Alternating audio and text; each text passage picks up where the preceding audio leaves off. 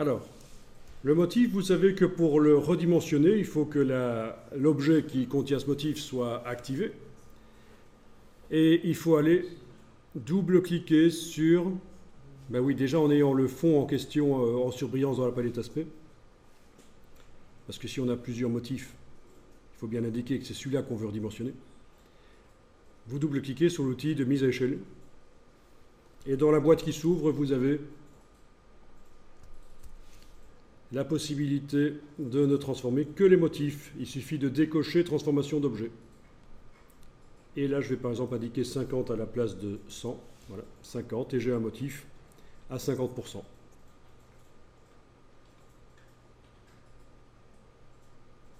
Ok, donc ça c'est en double-cliquant sur l'outil de mise à échelle.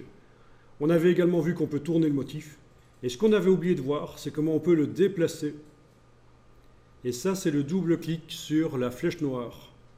Le double-clic sur la flèche noire dans la palette des outils.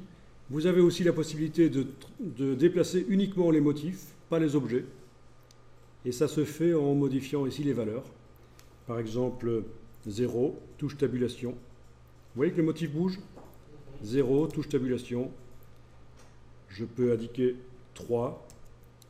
Il se déplace en horizontal de 3 points.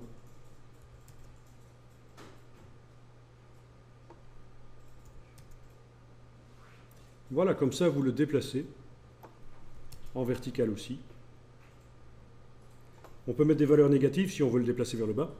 En fait, dans Illustrator, l'origine est en haut à gauche de la page. Donc, l'origine des règles est en haut à gauche. C'est-à-dire que c'est à partir de là que Illustrator compte. Voilà, là j'ai zoomé en arrière sur ma page et je vois que le coin supérieur gauche de la page correspond à 0 en horizontal, 0 en vertical. Voilà. Donc si on veut descendre ou aller vers la droite, il faut mettre des valeurs positives dans les boîtes. Si on veut aller vers la gauche ou vers le haut, il faut mettre des valeurs négatives.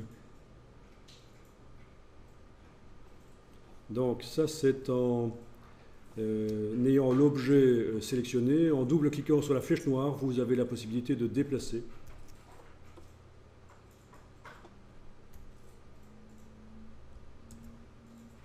Voilà. Bon, mais ici le motif n'est pas très grand, ça n'a pas vraiment de sens de le déplacer. Sauf si, oui, on peut faire des petits tests et à certains moments ça vibre plus qu'à d'autres moments. Bon, c'est vous qui voyez. En tout cas, voilà, vous savez comment déplacer un motif dans un objet. Vous savez comment le redimensionner, comment le tourner, et aussi maintenant comment changer sa position dans l'objet.